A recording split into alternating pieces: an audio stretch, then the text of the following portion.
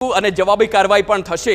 અને એ સ્થિતિમાં અત્યારે જુઓ પાકિસ્તાનમાં અફરાતફરીનો માહોલ છે। પાકિસ્તાનમાં ઇમરાન ખાનના સમર્થકો રસ્તા પર ઉતર્યા છે અને કહી રહ્યા છે કે ઇમરાન ખાન જ બરાબર હતા, કારણ કે શહબાઝ શરીફની સરકાર આવી ત્યારથી પાકિસ્તાન સતત પછડાઈ રહ્યું છે અને શહબાઝ શરીફની સરકાર અને સેનાના પ્રમુખ હસીમ મુનીરે આ જંગ છેડી દીધી, જે પાકિસ્તાનની જનતા પણ નથી ઈચ્છતી અને એટલા માટે તેમના વિરોધમાં અત્યારે લોકો રસ્તા પર આવ્યા છે અને ગમે તે સ્થિતિમાં इमरान खान જોઈએ પાછા તે માંગ સાથે સડક પર આવી ગયા છે।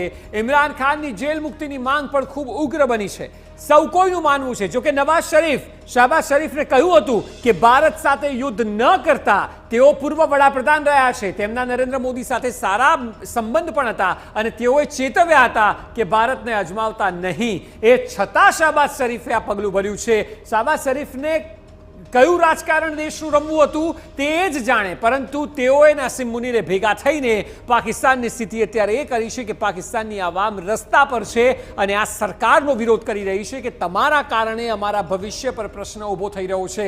જે પણ જાનહાનિ થશે, પાકિસ્તાનને જે નુકસાન થશે, પાકિસ્તાન બેઠું નહીં થઈ શકે અને અનેક વર્ષો લાગી જશે। પાકિસ્તાનની જનતા જાણે છે, પણ અફસોસ પાકિસ્તાનની સરકાર એ વાત નથી જાણતી અને એટલા માટે પાકિસ્તાને આ ભોગવવાનો વારો આવ્યો છે। ભારત હવે આરપારની લડાઈમાં જોડાઈ ચૂક્યું છે અને ત્રણે સેના ત્રણેય મોરચે પાકિસ્તાનને ઘેરવાનો પ્રયાસ થઈ રહ્યો છે।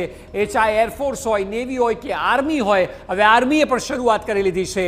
એટલે આપ જુઓ અત્યારે જે અમે ગાડીઓમાં સમર્થકો બતાવી રહ્યા છે તે ઇમરાન ખાનના સમર્થકો છે અને સરકારનો વિરોધ કરી રહ્યા છે અને કહી રહ્યા છે કે આ ખોટું પગલું આપે ભરી દીધું, ભારત સાથે આ દુશ્મની નહોતી કરવાની, કારણ કે હવે ભારે પડશે।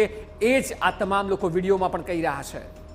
તો આ દ્રશ્યો જોઈ શકો છો, ઇમરાન ખાન હાલ જેલમાં છે અને આ પાકિસ્તાનનો ઇતિહાસ રહ્યો છે કે કોઈ પણ વડાપ્રધાન હોય તેણે આખી ટર્મ પણ પૂરી ન કરી હોય અને જ્યારે ઇમરાન ખાનની વાત આવે તો એવા પણ સમાચાર હતા કે જે પાકિસ્તાની નેતાઓ હોય તે ઇમરાન ખાનને જેલમાં તેમને મળવા પણ ગયા હતા અને તેમનું સલાહ મશવરા લેવાની આખી વાત હતું, પરંતુ ઇમરાન ખાનની હાલ જરૂરિયાત અહીંયા ઊભી થઈ હોય તે પ્રકારની સ્થિતિ સર્જાઈ છે। સાથે જ આપણે એ પણ જણાવી દઈએ કે અક્ષય જણાવ્યું કે નવાઝ શરીફે શહબાઝ શરીફને કહ્યું હતું કે ભારતનો અનુભવ છે, ભારતને હુમલો ન કરવા દેવામાં જ પાકિસ્તાન બચે તેવા પ્રકારની સ્થિતિ છે, કારણ કે પાકિસ્તાન પહેલેથી જ બરબાદ દેશ છે અને જો ભારત હુમલો કરે તો આ પ્રકારની જે ઘટના છે તેમાં પાકિસ્તાન વધુ પછાત બની જાય અને શૂન્યથી જ ફરીથી એકડો ઘૂંટવાની વાત આવે તેવા પ્રકારની સ્થિતિ પાકિસ્તાનની સર્જાઈ શકે છે।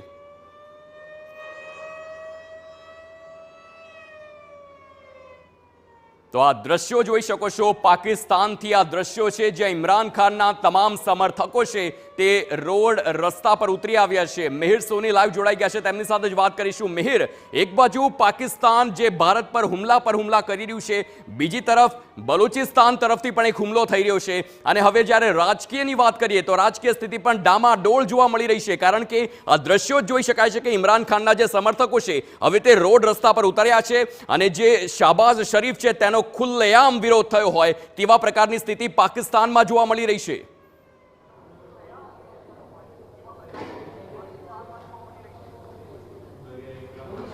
હાર્દિક, ભારતે પાકિસ્તાનને જવાબ આપતાની સાથે જ અફરાતફરીનો માહોલ પાકિસ્તાનમાં જોવા મળી રહ્યો છે। લોકો રસ્તા ઉપર ફરતા જોવા મળી રહ્યા છે અને લોકો રોડ ઉપર આવી અને પોતે જે આ રીતનું યુદ્ધ કરવા માટે તૈયાર હોય તેવા જે છે નિવેદન છે તે સામે આવી રહ્યા છે।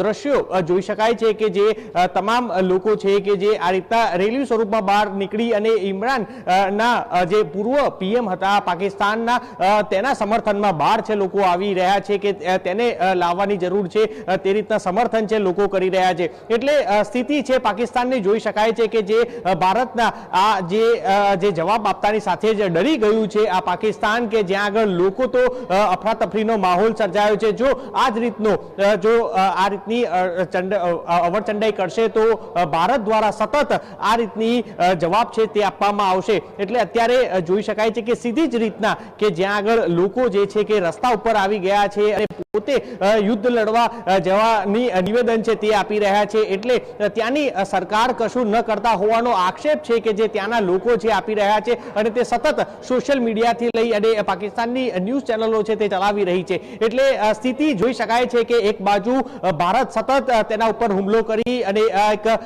તે લોકોને જે હરકત કર્યું હતું તેનો જવાબ છે તે જવાબ આપી રહી છે, અને બીજી બાજુ જ સરકારથી નારાજ કે જે પાકિસ્તાની દ્વારા કશું જ સરકાર કરી નથી રહી તેવા નિવેદનો છે તે લોકોને આવી રહ્યા છે. બિલકુલ આભાર મિહિર, આપ જોડાયેલા રહેજો. અને સ્થિતિની જે હાલ સમીક્ષા કરવામાં આવે તો અલગ અલગ વિસ્તારમાં હાલ પાકિસ્તાનમાં જે લોકો છે, ત્યાંની જનતા છે, રોડ રસ્તા પર ઉતરી આવી છે અને હવે ત્યાંની સરકારનો પણ વિરોધ થઈ રહ્યો છે. એટલે કે પાકિસ્તાનની આખી સ્થિતિ પર નજર કરીએ તો સૈન્ય પણ તેના સૈન્ય ઠેકાણાઓ નષ્ટ થઈ ગયા છે, તેના બંદરો પણ તબાહ થઈ ગયા છે. કરાચીના બંદરની વાત કરી હમણાં જ. અને હવે રાજકીય સ્થિતિ પણ ડામાડોળ જોવા મળી રહી છે. ઇમરાન ખાન જે જેલમાં છે તેને તાત્કાલિક મુક્ત કરવામાં આવે અને તેના હાથમાં સરકાર સોંપવામાં આવે તેવી માંગ થઈ રહી છે. અને હવે આખી જે સ્થિતિ છે તેની પર ફરી એક વખત નજર કરીએ. હાલ અડધી રાતનો સમય છે અને આજની રાત પાકિસ્તાન માટે અગત્યની એટલા માટે બની જાય છે કે જો આ પાકિસ્તાન હુમલા યથાવત રાખશે તો સવાર સુધીમાં પાકિસ્તાનને મોટું નુકસાન ભોગવવાનો વારો આવે તો નવાઈ નહીં. કારણ કે જે ભારતનું વલણ છે તે ભારતનું વલણ એક સ્પષ્ટ જોવા મળી રહ્યું છે. તે કોઈ પણ દેશનું સાંભળવા હાલ તૈયાર નથી, કારણ કે ભારતે ખૂબ જ સમજી વિચારીને આ પગલું ભર્યું છે કે હવે હુમલો કરવામાં આવશે તો તેની જવાબી કાર્યવાહી કરવામાં આવશે.